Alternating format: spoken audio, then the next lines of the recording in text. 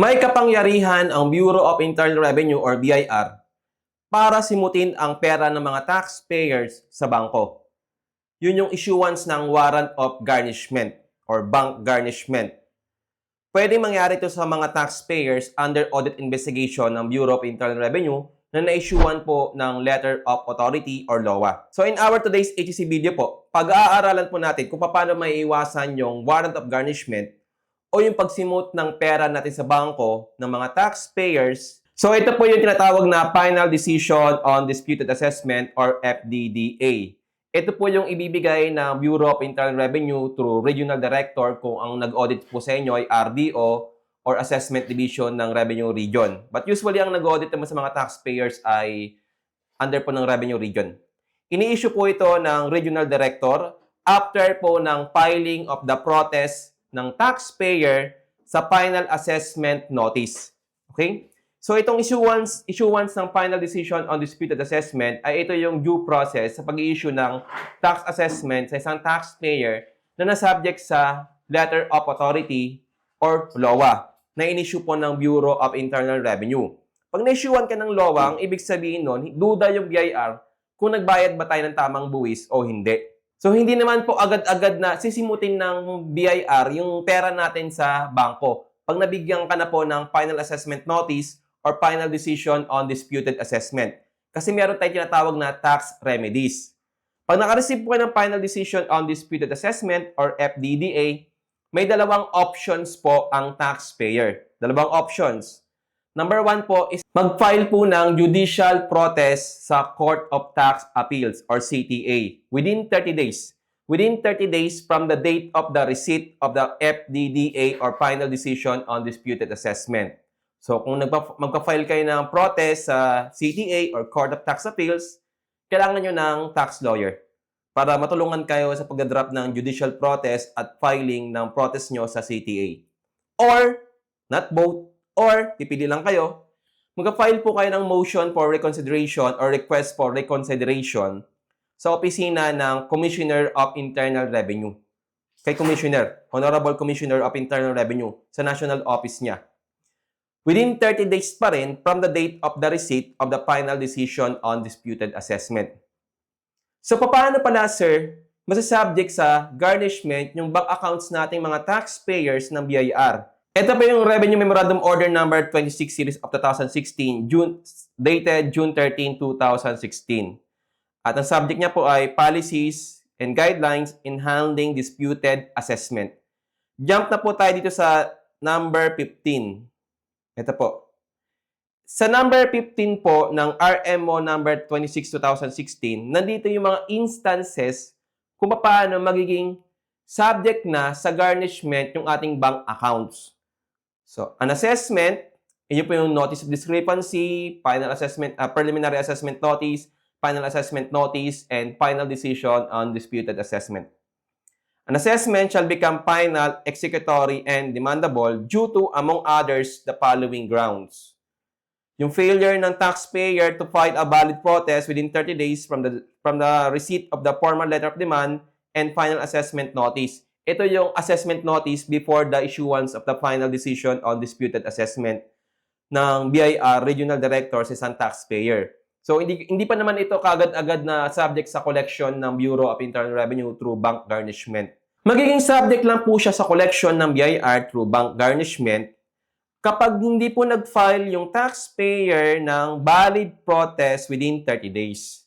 So, usually, ang mga taxpayer nakakapag-file naman ng protest yan just in case the taxpayer disagree with the assessment notice received from the Bureau of Internal Revenue. Okay, valid yung protest na yon. If you want to learn more how to become valid yung ating protest na ipinapile sa Bureau of Internal Revenue, you may watch our tutorial videos for free on our YouTube channel. Marami tayong tutorial videos on our YouTube channel, Accounting Tutorial Center, and our Facebook page, Accounting Tutorial Center. Marami po tayo itong tutorial videos. So, hindi natin siya di-discuss dito kasi mahaba yun. Pangalawa, ito pong letter C. Failure of the taxpayer to appeal to the Commissioner of Internal Revenue or the Court of Tax Appeals, CTA, within 30 days from the date of the receipt of the FDDA. Ito po yung FDDA natin. Ito po yung title niya, Final Decision on Disputed Assessment. Ito po yung bibigay sa inyo ng BIR after po natin mag-file ng protest letter sa final assessment notice na diting sagot nila. Within 30 days from the date of receipt of the FDDA issued by the Commissioner's duly authorized representative. Pag hindi po nag-file ng valid protest ang taxpayer, either sa opisina ng Commissioner of Internal Revenue or Court of Tax Appeals, within 30 days from the date of the receipt of the FDDA or final decision on disputed assessment, doon na po magiging final, executory, and demandable. So, hindi po agad-agad kokolektahin ng BIR sa atin yung tax assessment na inisyo sa taxpayer. Hindi po agad-agad i-garnish yung ating pera sa bangko. Kasi may tax remedies po ang taxpayer. Ang problema kapag hindi po ginamit, hindi ginamit ng taxpayers yung ating remedies within the deadline. Okay? So, ang deadline po natin, 30 days, final assessment notice, 30 days, final decision on disputed assessment. Pero dapat yung ating protest ay valid. Ngayon, kung nakapag-file ka pala ng protest, sir, sa final decision on disputed assessment, sa opisina ng Commissioner of Internal Revenue, kasi pinili mo yung Commissioner of Internal Revenue, ang CTA kasi mas magastos eh. Pero kung may pera kayo kapag milyon-milyon na yung labanan, pwede nyo iakyat yan sa CTA kapag milyon-milyon na yung labanan. Meron tayo isang ATC student na iniakyat niya sa CTA, nasa 600,000 plus yung kanyang assessment. Pero mas pinili niyang iakyat sa CTA yung kanyang case, nanalo siya. Nanalo yung taxpayer sa Court of Tax Appeals. After niya ma-receive yung final decision on disputed assessment, hindi na siya pumunta ng Commissioner of Internal Revenue, mas pinili niya na yung CTA. Nasa decision naman ng taxpayer yan kung ano pipiliin mo eh. Kapag naka-receive ka ng final decision on disputed assessment eh. CIR, Commissioner of Internal Revenue, or pipili ka lang, Court of Tax Appeals or CTA, within 30 days from the date of the receipt of the final decision on disputed assessment. Ngayon, kung nakapag-file ka ng protest on time, either sa opisina ng Commissioner of Internal Revenue or sa Court of Tax Appeals, merong binabang memorandum circular ang Bureau of Internal Revenue na sa tingin ko, karamihan ng taxpayers, practicing tax professionals or tax experts or consultants ay hindi alam. Ito po yung Revenue Memorandum Circular number 43 series of 2023 dated March 6, 2023. Applicable po ito sa filing ng protest either sa Office ng Commissioner or sa CTA against the final decision on disputed assessment. So basahin pa natin, pag-aralan natin. Subject po niya, further clarifying certain policies on the filing of appeal against final decision on disputed assessments pursuant to Revenue Memorandum, Revenue Regulations number 12, 1999 as amended. Pursuant to Revenue Memorandum Circular number 39, 2013, taxpayers shall submit/file their protest, request for reinvestigation, reconsideration. Ngayon po yung pagpapiling ng reinvestigation or reconsideration sa final assessment notice yan applicable. If you want to learn more nga, marami tayong ATC Tax tutorial videos in our YouTube channel and Accounting Tutorial Center for free. Panoorin nyo from time to time. Libre lang po yung wala pong bayad. Hindi na po natin i-explain dito kasi mas mahaba yun. And other similar correspondences against the formal letter of demand final assessment notice with the office of the duly authorized representative of the Commissioner of Internal Revenue. So yung filing po ng protest against the final assessment notice ay kung sino po yung pumirma ng final assessment notice nyo. Hindi po sa Office ng Commissioner of Internal Revenue. Okay, baka magkamali kayo. Ang fina-file na protest sa Commissioner of Internal Revenue, ito pong final decision on disputed assessment or FDDA na marireceive nyo po sa opisina ng Regional Director after nyo po mag-file ng valid protest, valid, not just protest, valid protest sa final assessment notice. In the case of filing of an appeal against the final decision on disputed assessment, FDDA, the taxpayer shall furnish a copy of the said appeal to the Chief of the Assessment Division for regional cases or the concerned head revenue executive assistant in the case of the taxpayers under the jurisdiction of the Large Taxpayer Service or investigated by the National Investigation Division under the Enforcement and Advocacy Service within 5 days from the date of filing with the Office of the Commissioner or Court of Tax Appeals. Yun ang importante na dapat malaman nating mga taxpayers na magka-file ng protest either sa opisina ng Commissioner of Internal Revenue or Court of Tax Appeals against the BIR final decision on disputed assessment. kailangan mo raw i-copy per niche. Okay? Ibig sabihin ng copy per niche, CC yun.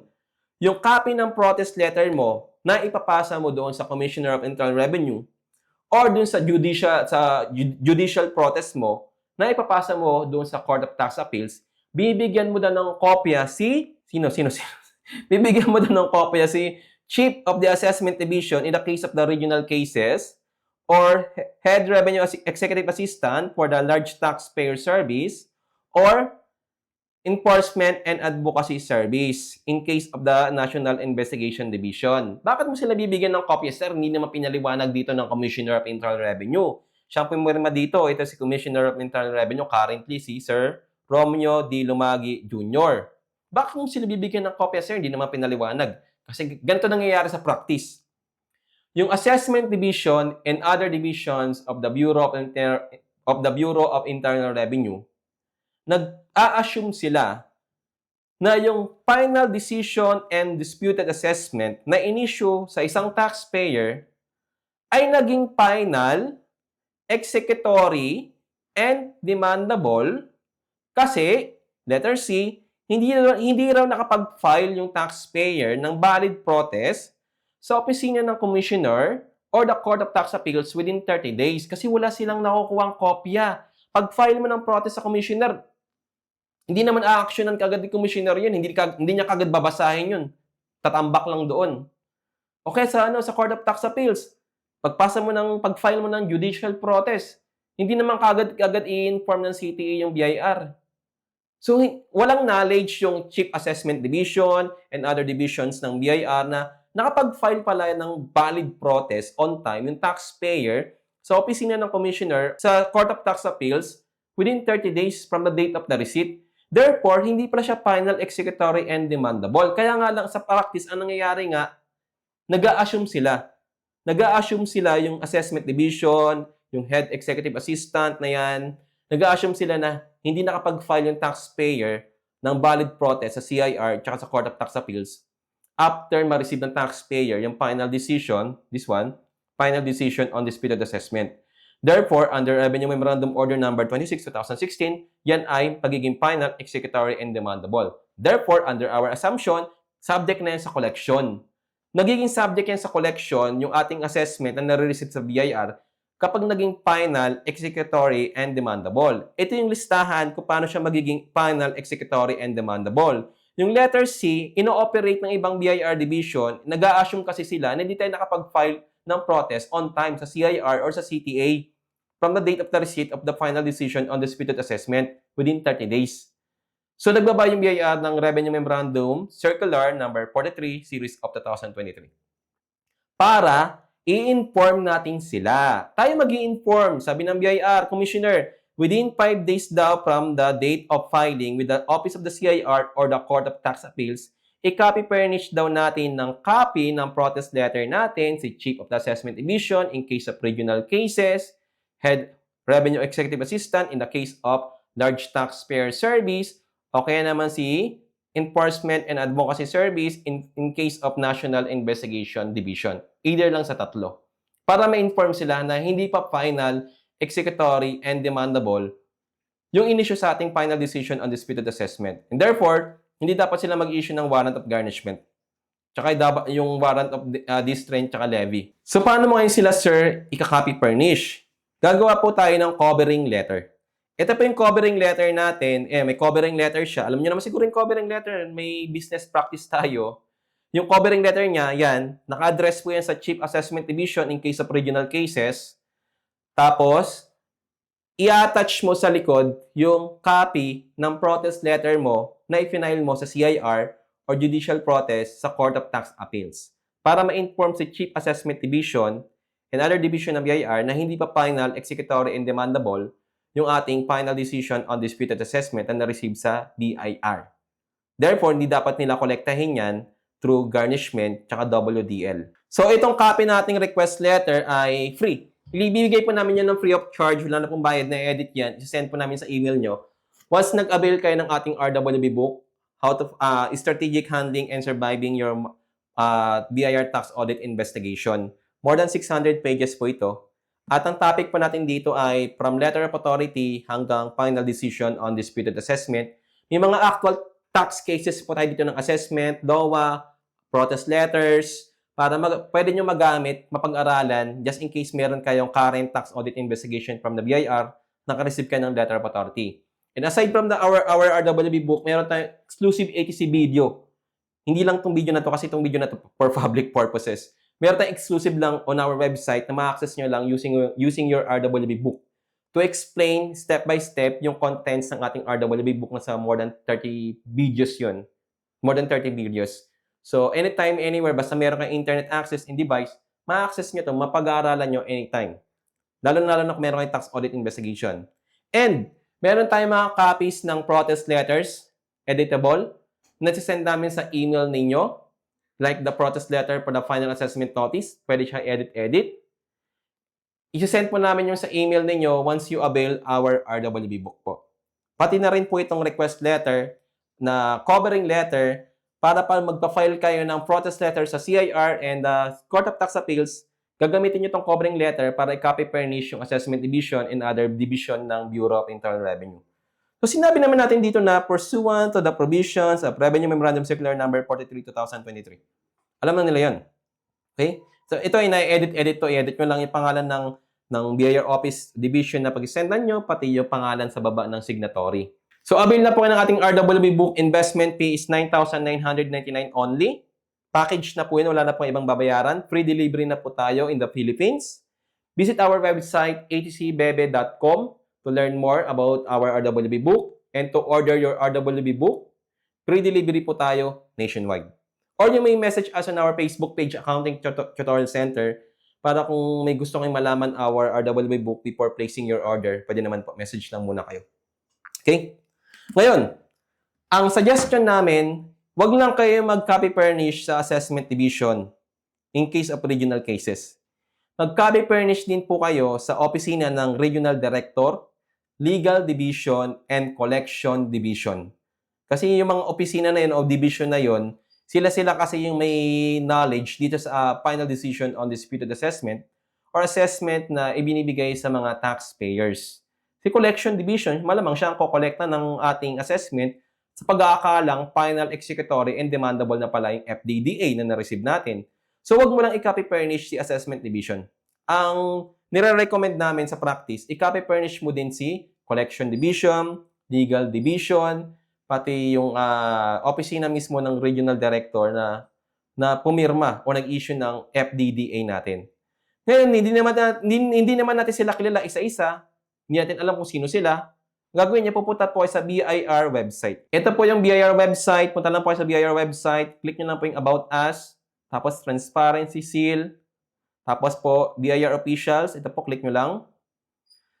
Tapos, Other BIR Officials. Andito po yung mga offices ng BIR. Hanapin nyo lang po. In case of the regional cases, meron po tayo dito. Ayan po, Revenue Region Number 4 sa amin, San Fernando, Pampanga. Ito po, sino si Regional Director? Ito yung Regional Director. Nandito yung address nila. Yan. Tapos, Legal Division. Ito yung Legal Division. Chief. I-address nyo sa Chief. Sa Chief. Chief ng Legal Division, Chief ng Assessment Division, Chief ng Collection Division, pati yung Chief ng Regional Director. Yan. Assessment Division, Collection Division, yan. Andito naman sila eh. So, wag na po yung Finance Division, wala namang pakialam niya sa assessment. Itong Finance Division, Administrative and Human Resource Management Division, wala naman sila pakialam sa assessment sa taxpayer. Ang may pakialam dito, si Regional Director, si Legal Division, si Assessment Division, tsaka si Collection Division. Okay? Nandito yung mga pangalan nila, nandito rin yung address. So, ang gagawin nyo po dito, i-edit nyo lang po yung addressing natin dito na ginawa sa ating template ng covering letter. Edit nyo lang po yan. Yung address, huwag nyo na siya i-edit kasi pare-paresan naman sila ng address. Parehas lang ng building yun eh. Same building lang sila ng opisina. Pangalan lang po ng chief ng division, tapos yung kanyang division kung saan siya katrabaho. Within 5 days daw. Sabi dito sa RMC 43-2023, within 5 days from the date of filing with the Office of the CIR or the Court of Tax Appeals. Ngayon, kung may mga supporting documents, may mga copies ng attachments, yung inyong protest letter na ipinasa sa CIR or judicial protest, Kasama din po yun sa ika-copy furnish nyo sa Chief Assessment Division and other divisions na pinapa-copy furnish namin. Basta copy furnish, alam niyo naman yung copy furnish. Kung ano yung kopya na binigay mong protest letter with attachment sa CIR or judicial protest sa CTA, yun din mismo ang ibibigay mo dun sa copy furnish Chief Assessment Division and other divisions chief. Tapos lalagyan lang po natin siya ng covering letter para malaman ng papadalan natin. Kasi yung ating protest letter naka-address yan kay CIR, okay, sa CTA. Lalagyan natin siya ng covering letter, tapos yung covering letter, nandun na yung addressee kung sino yung papadalahan natin. So, pwede nyo ipadala to through personal delivery kung malapit lang sa inyo yung BIR offices or through LBC.